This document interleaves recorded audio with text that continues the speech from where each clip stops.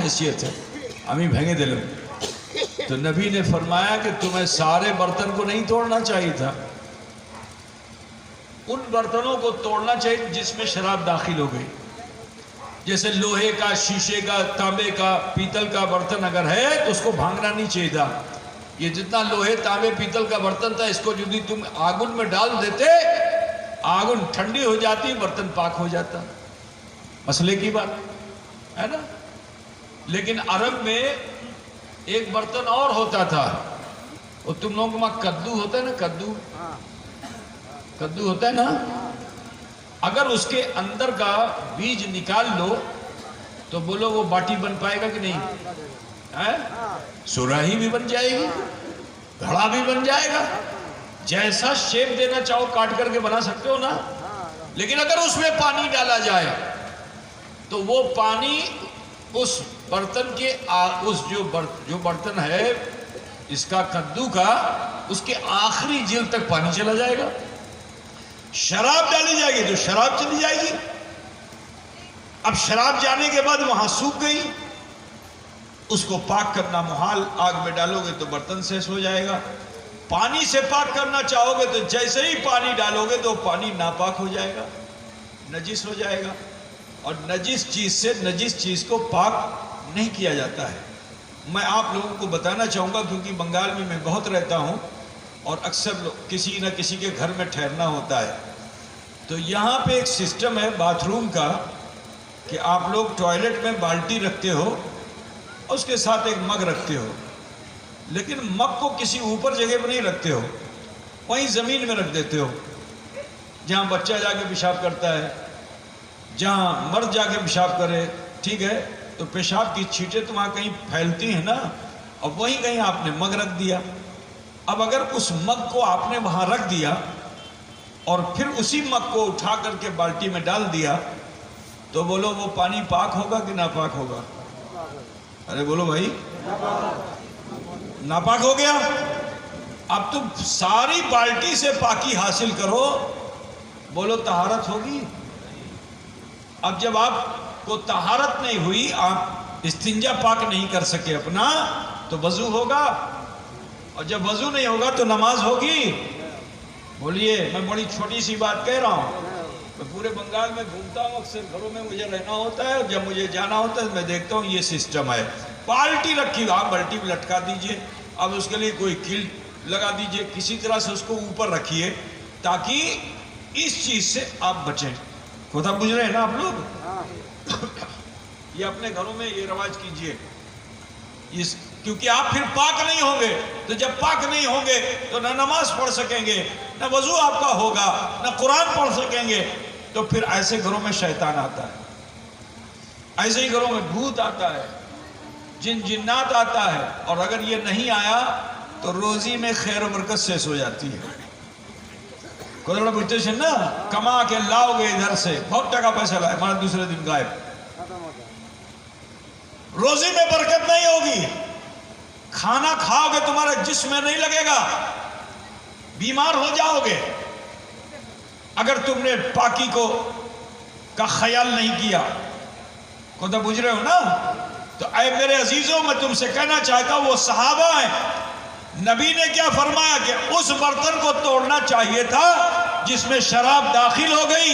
جیسے کدو کا برتن, وہ کیسے عاشقان رسول تھے کہ انہوں نے اپنی طبیعت کو نہیں دیکھا, مصطفیٰ کی دی ہوئی شریعت کو دیکھا, اپنی طبیعت کو شریعت پہ قربان کر دیا مسلمانوں. یہی وجہ ہے کہ اللہ نے ان کے رتبے بلند کر دیے. 5 منٹ بھی اگر کسی نے, 2 منٹ بھی اگر محبت سے رسول کو دیکھا اور کلمہ پڑھ لیا تو کوئی غوث اس کا مقابلہ نہیں کر سکتا, کوئی خواجہ ان کا مقابلہ نہیں کر سکتا, جنہوں نے جناب محمد رسول اللہ صلی اللہ علیہ وسلم کو ایمان کی حالت سے دیکھا. ٹھیک ہے میرے بھائی, تو سنیے, آؤ میں آپ کو بتاؤں کہ اب نفرت کیسی ہوئی ان صحابہ کو, شراب سے کیسی نفرت ہوئی. میں ایک نظیر دے کر کے اپنی بات کو ختم کرنا چاہوں گا کہ حضرت مولائے کائنات مشکل کشا کرم اللہ وجہ الکریم, جن پہ ہماری جانیں قربان. وہ مولا کائنات مشکل کشا شراب سے اتنی نفرت فرماتے ہیں کہ آپ نے ارشاد فرمایا کہ اگر ایک پھوٹا شراب، پھوٹا تو سمجھتے ہو نا، تم لوگ تو اردو سمجھتے ہو، بلاؤ جی ہم منگلہ بول رہے ہیں نا، تم لوگ کھٹا ہو گیا. اچھا کھٹا ہے. تو ایک بوند اگر کسی زمین پہ، جیسے ابھی زمین پہ گر گیا، اور یہ جو بارش ہوئی تھی، بشٹی ہوئی تھی، تو ابھی بارش میں جب پانی گرے گا تو کچھ مٹی کھسکے گی کہ نہیں؟ اور اگر مسلح دھار بارش ہو جائے جھما جھم خوب زبردست تو زیادہ مٹی کھسکے گی، ہے نا؟ تو اس شراب کا پھوٹا رہے گا؟ بولو، وہ تو سیس ہو جائے گا، بہہ جائے گا. لیکن حضرت علی کرم اللہ وجہ الکریم کا تقویٰ دیکھو کہ آپ فرماتے ہیں کہ اگر ایک بوند کسی زمین پہ شراب گر جائے اور برسات مسلح دھار ہو جس کے اثر سے وہاں گھاس اگے، کیا اگے؟ اور اس کو کوئی بکری کھائے، غور سے سنیے گا، اس کو کوئی بکری کھائے اور میری معلومات میں ہو کہ اس نے اس گھاس کو کھایا ہے تو میں اس کا گوشت بھی نہیں کھاؤں. کوتا بول دیا کہ نہیں؟ ایسے پرہیزگار بنو جب توبہ کر لو، نہ کیا ہی نہیں. تو اس سمے آپ لوگ ایسے ہو چکے ہو جیسے ماں کے پیٹ سے پیدا ہونے والا بچہ ہوتا ہے. لہذا اپنے جیون میں سدھار لائیے. جو زندگی خدا نے دی ہے اسے غنیمت جان کر کے شریعت کے مطابق زندگی گزاریے. انشاءاللہ دنیا بھی آپ کی اچھی ہوگی، آخرت بھی بہتر ہوگی. اگر آپ کی سمجھ میں کچھ آ گئی ہو میری دعوت، تو میں آپ سے یہ گزارش کروں گا کہ ایک مرتبہ آپ سب جب مرید ہو گئے ہو، طالب ہو گئے ہو، توبہ کر لی ہے، تو خانقاہ کی تعلیم حاصل کر لو. خانقاہ میں آنے والے سے نہیں پوچھا جاتا کہ کل تم نے کیا کیا تھا اور فلاں نے کیا کیا تھا، نہیں. جو لوگ خانقاہ میں آ جاتے ہیں ان کو تعلیم یہ دی جاتی ہے کہ جس خدا کو بھول کر تم نے خطائیں کی ہیں، خانقاہ میں قدم رکھا ہے، تو پہلے یہ خیال کرو کہ خدا تمہیں دیکھ رہا ہے. کیا انسان برائی کرتا ہے اسی لیے نا کیونکہ اس کو احساس اس کا مر چکا ہوتا ہے کہ اللہ مجھے دیکھ رہا ہے. اگر یہ احساس ہو جائے کہ اللہ مجھے دیکھ رہا ہے، کوئی برائی کر پائے گا؟ ارے اللہ تو بڑی شان والا ہے. اگر کوئی چور یہ سوچ لے کہ ایک رات سوچ لے کہ کوئی میرا پیچھا کر رہا ہے، کوئی مجھے دیکھ رہا ہے، تو شاطر سے شاطر چور بھی پوری رات گزار دے گا، چوری نہیں کر پائے گا، کیونکہ اس کو بھے لگا رہے گا. جیسے ہی نکالے گا اوزار لاؤ کاٹے، اب معلوم ہوا چل گئی، پتا کھڑ سے بول دیا، کاٹ پائے گا؟ بھے لگے کہ نہیں؟ موٹر سائیکل پار ہو گئی، آدمی گزر گیا، ٹھیک ہے، تو وہ تو نہیں جانتا کہ تم کیا کر رہے ہو، لیکن تمہیں بھے لگے گا کہ آدمی گزر گیا، یہ بائک والا چلا گیا، یہ ٹوٹو والا چلا گیا، تو اس کے جانے سے بھی تم بھیبھیت ہوگے، جبکہ اسے نہیں معلوم تم کیا کر رہے ہو. بات سمجھ میں آ رہی کہ نہیں آ رہی ہے؟ تو اگر ایک انسان کو یہ احساس ہو جائے کہ کوئی مجھے دیکھ رہا ہے تو برائی کرے گا؟ نہیں کر سکتا ہے برائی. کاش کہ مسلمان بھی یہی سمجھ لیتا کہ اللہ تعالیٰ فرماتا میں تمہاری رگے جان سے زیادہ قریب ہوں. تو جو خدا تمہاری رگے جان سے اتنا زیادہ قریب ہے اس کو کیوں بھلائے ہوئے ہو؟ خانقاہ کی پہلی تعلیم یہ ہے کہ پہلے سوچو کہ میں اللہ کو دیکھ رہا ہوں. نہیں دیکھ پا رہے ہو تو یہ سوچو کہ خدا مجھے دیکھ رہا ہے. یہ احساس کرو کہ اللہ مجھے دیکھ رہا ہے. تو دنیا میں یہ اصول ہے کہ اگر کوئی آدمی تمہارا جرم دیکھ لے، تمہاری چوری کرتے ہوئے وہ دیکھ لے، تو وہ چور کیا کرے گا؟ جھٹ سے اپنی چوری جو کی ہوئی ہوگی اس کو چھپائے گا. انسان تمہیں دیکھے گا تو تم اس سے اپنا عیب، اپنی خطا کو چھپاؤ گے، لیکن رحمان تمہیں دیکھ رہا ہے. یہ احساس اگر تمہیں بیدار ہو جائے تو پھر چھپاؤ نہیں، بلکہ اللہ کی بارگاہ میں اپنے عیب، اپنے خطا کو دکھاؤ، اپنی ہتھیلی کو پھیلا دو اور اپنی خطا کو دکھاؤ. اگر پہاڑ کے بوجھا کے برابر بھی ہوں گے نا اور معافی مانگ لیا تو اللہ تعالیٰ تمہاری خطاؤں کو معاف فرما دے گا. بات سمجھ رہے نا بھائی میرے؟ تو لہٰذا آؤ خانقاہ کی تعلیم کا کچھ حصہ میں تمہیں دے کے جانا چاہتا ہوں. زندگی کا کوئی بھروسہ نہیں، محشر میں ہم تم ضرور ملیں گے. دنیا میں زندگی رہی تو ملاقات ہوگی، نہ جانے کون رہے گا کون نہیں رہے گا، کچھ نہیں کہا جا سکتا ہے. تو لہٰذا یہ جو تعلیم میں آپ کو دے کے جا رہا ہوں اس کو آپ اس وقت حاصل کر لیجئے اور اپنے جیون میں رکھیے گا تو بہت لابھ آپ کو ملے گا.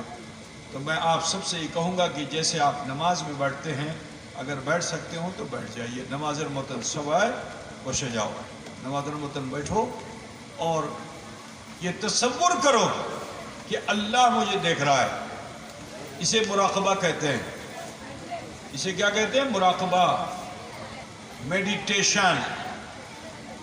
مراقبہ کیجئے اور پھر تھوڑی دیر دھیان لگائیے اپنے جیون پہ کہ میرا بچپن، میری جوانی، میرا بڑھاپا، کہیں مجھ سے کوئی بھول تو نہیں ہوئی. اگر کوئی بھول تروٹی اتی شیغر اللہ کا سے پیش کر دو. یہی اللہ چاہتا ہے. تمہارے مسجد بنانے کو دنیا میں اللہ تم سے نہیں چاہتا کہ مسجد بنایا تو چکر کے بولو کہ اللہ امی مسجد بنے لم، امی مدرسہ بنے لم. نہیں، اس کا صلہ تمہیں محشر میں ملے گا، جنت میں محل ملے گا. لیکن جو تمہاری برائیاں ہیں، چاہتے ہو کہ یہ برائیاں مرنے کے بعد تمہارے ساتھ نہ جائیں تو اپنے جیون میں ہی توبہ کر لو. ٹھیک ہے نا؟ اللہ تمہیں دیکھ رہا ہے تو بس اسے اپنا عیب دکھاؤ، اپنا جرم دکھاؤ، اپنی خطا دکھاؤ اور اللہ سے عرضی لگاؤ کہ اللہ اٹا بھی بھول کرلم، اٹا بھی بھول کرلم، اٹا بھول کرلم، اللہ معاف کری دو. جیسے ہی اس رب کی بارگاہ میں تم معافی کے طلبگار ہوتے ہو نا، اللہ اتنا رحمان و رحیم ہے کہ وہ رب ایک لمحہ بھی گناہ کو تمہارے پاس رہنے نہیں دیتا، ان گناہوں کو جھاڑ دیتا ہے. میرے نبی فرماتے ہیں، توبہ کی اہمیت کو سمجھو، کہ ایک موقع پر رسول پاک صلی اللہ علیہ وسلم ایک بیر کے جھاڑ کے پاس، بیر سمجھتے ہیں نا؟ کیا بولتے ہیں اس کو؟ گول گول ہوتی ہے، کانٹے دار پیڑ ہوتا ہے. کول، بنگلہ میں کول بولتے ہیں.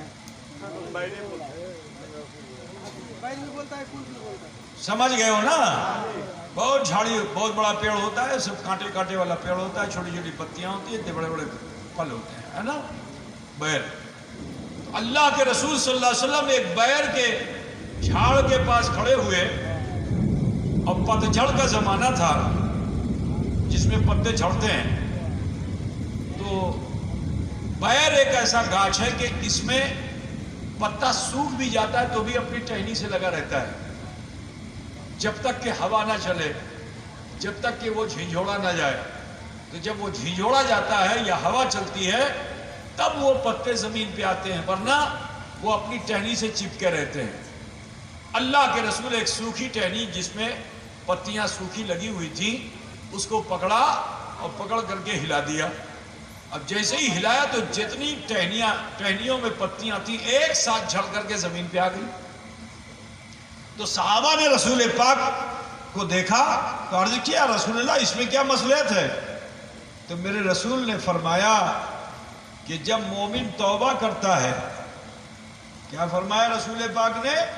کہ جب مومن توبہ کرتا ہے تو جس طرح سے میں نے ابھی ٹہنی کو ہلایا ساری پتیاں جھڑ کر نیچے آ گئیں، اسی طرح سے جب مومن توبہ کرتا ہے تو اللہ اس کے سارے گناہوں کو اس سے جھاڑ دیتا ہے. تو عزیزو، مراقبہ اور محاسبہ یہ تعلیم خانقاہ کی ہے. اسے میں آپ کے وہاں آیا ہوں، چاہتا ہوں کہ یہ اپدیش نردیش جو میں آپ کو دے کے جا رہا ہوں اس کا پالن کیجئے گا، جیون میں انقلاب آئے گا.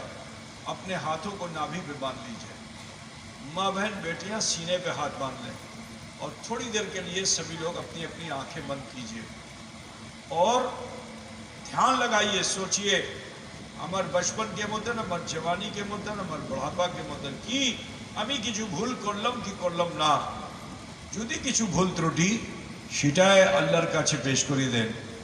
اللہ غفور، اللہ رحیم ہمارے آپ سب کے گناہوں کو معاف فرمانے والا ہے.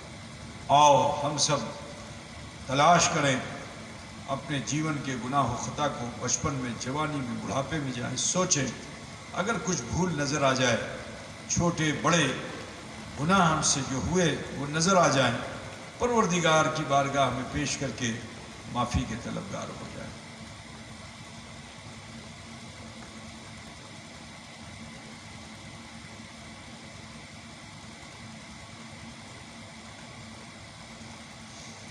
اب میں جیسے پڑھوں آپ سب بھی پڑھیے۔ بسم اللہ الرحمن الرحیم۔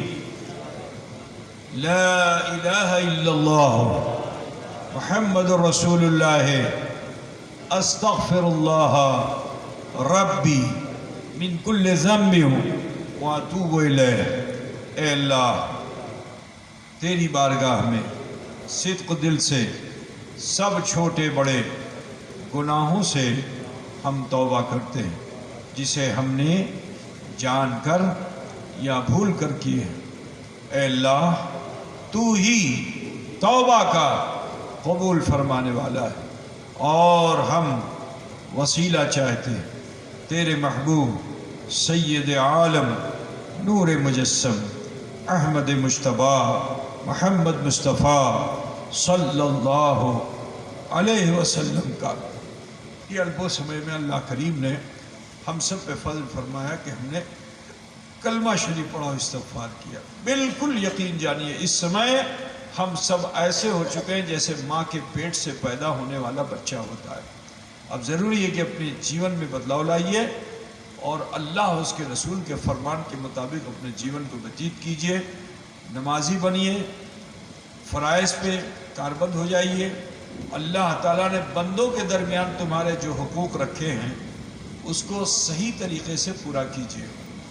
انشاءاللہ تعالی حقوق اللہ حقوق العباد میں اگر آپ اسی طرح کاربند رہیں گے تو پروردگار عالم دنیا میں بھی آپ کو عزت دے گا اور آخرت میں بھی آپ کو عزت عطا فرمائے گا۔ میں آپ سے پوچھنا چاہتا ہوں کہ یہ 1-2 منٹ جو آپ لوگوں نے دیا جس میں آپ کے ڈھیر سارے گناہ اللہ نے معاف کر دیے، بولیے کوئی اسویدھا ہوئی آپ کو؟